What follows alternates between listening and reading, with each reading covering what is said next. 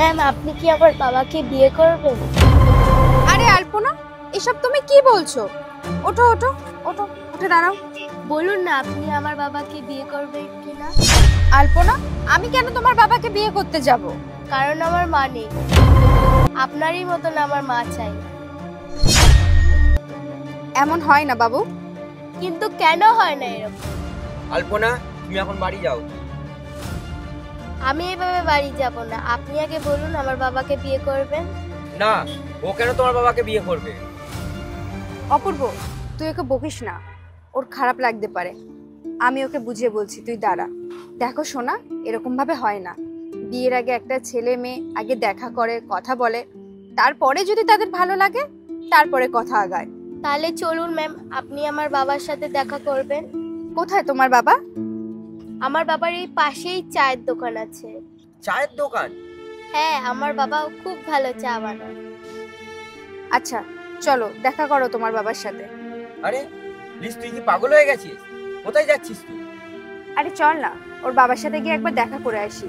ওর বাবাকে গিয়ে আমরা বলবো যাতে ওনার মেয়েকে উনি বোঝান, এরকম রাস্তাঘাটে যাকে তাকে ধরে মা হওয়ার জন্য যাতে না বলে।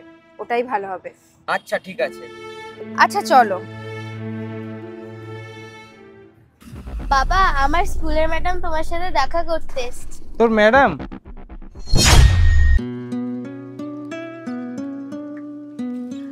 অনিক? লিস, তুই ওনাকে চিনিস? হ্যাঁ ওই। বাবা, আমি ম্যাডামকে তোমার সাথে বিয়ে করার জন্য প্রপোজ করেছি, তাই তোমার সাথে ম্যাডাম দেখা করতে চেয়েছিল। মা, তুমি এটা কি করেছো? আর কেনই বা প্রপোজ করেছো ওনাকে? আমি কিছু জানি না, আমি খালি মাকে চাই। আমি তোমাকে কতবার বলেছি যে তোমার মা আমাদের কাছে নেই, সে আমাদের থেকে অনেক দূরে চলে গেছে। অনিক, তুমি ওকে বকছো কেন? ও তো এখনো ছোট, ওর কি এখনো সেই বুদ্ধিটা হয়েছে?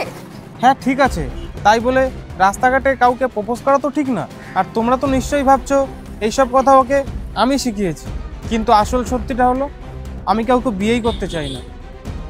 কিন্তু অনিক, এটা তো তোমার চয়েস। তুমি একবার ওর কথাটাও ভাবো, ওরও তোর মাকে প্রয়োজন। কিন্তু ও যেটা করেছে এর জন্য আমি শুধু ক্ষমা চাইতে পারি।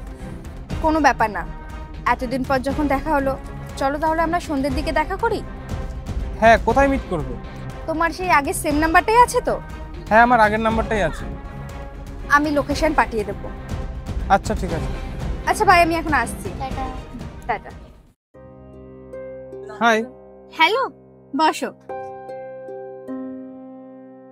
কি খাবে বলো? পরে অর্ডার করছি। আচ্ছা তুমি আমায় এটা বলো, তুমি আমাকে এখানে কেন ডাকলে? আচ্ছা অনিক, তুমি তো পিয়ার সাথে লাভ ম্যারেজ করে বিয়ে করেছিলে, আর তখন তো তোমাদের বিজনেস ভালোই রান করছিল। তাহলে তুমি এখন এই রাস্তার পাশে চায়ের দোকানে কেন কাজ করছো? আর পিয়াই বা কোথায়? সবকিছু তো ঠিকই চলছিল, কিন্তু আমাদের মেয়ে হওয়ার পর থেকে হঠাৎ করে কেমন পিয়ার বিহেভিয়ার চেঞ্জ হয়ে গেল। আর তারপর আমি জানতে পারলাম পিয়ার অন্য কারোর সাথে অ্যাফেয়ার আছে।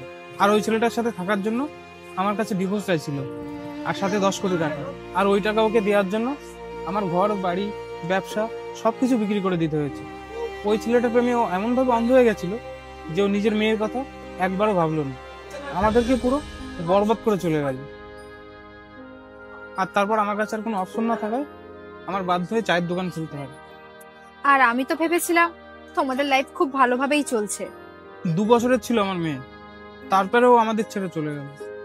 জানো লিস, আমার মেয়ে যখন থেকে কথা বলতে শুরু করলো তখন থেকে জিজ্ঞাসা করতো যে বাবা আমার মা কোথায়। তোমাদের যখন ডিভোর্স হয়ে গেছে, তাহলে তুমি সেকেন্ড বার ম্যারেজ কেন করলে না? আমরা দুজন দুজনকে ভালোবাসতাম, আর তারপরেও ও আমাদেরকে ছেড়ে চলে গেল। তাহলে আর আমি অন্য কাউকে কিভাবে বিশ্বাস করব? কিন্তু অনিক, তোমার মেয়ের তো মায়ের স্নেহের প্রয়োজন। আর অনিক, আমি তোমাকে কিছু কথা বলতে চাই। হ্যাঁ বলো। আসলে অনিক, আমি তোমাকে কলেজ টাইম থেকে খুব পছন্দ করতাম, কিন্তু তখন তুমি পিয়াকে ভালোবাসতে, তাই মনের কথা তোমাকে কখনো বলতে পারিনি। আর তারপর তো তুমি বিয়ে করে দিলে পিয়াকে, আর তোমরা দুজনে খুব সুখের ছিলে, তাই আর কখনো তোমাদের মধ্যে আসার চেষ্টা করিনি। আমার মনের কথা আমি মনেই রেখে দিয়েছিলাম। আর জানো তো, আমার বাবা মা আমাকে অনেকবার বলেছে বিয়ের জন্য, কিন্তু আমি কখনো বিয়ে করতে চাইনি। অন্য কারোর সাথে সংসার করার কথা আমি তো কখনো ভাবিনি। এতদিন আমি আমার একতরফা ভালোবাসা নিয়েই ছিলাম। সত্যি কথা বলতে কি, আমি আজও তোমাকে খুব ভালোবাসি। তোমার হয়তো বিশ্বাস হবে না, কিন্তু এটাই সত্যি। অনেক, তুমি যদি চাও আমি আলপনার মা হতে পারি। আমি ওকে নিজের মায়ের মতো খেয়াল রাখবো। আমি ওকে খুব ভালোবাসবো।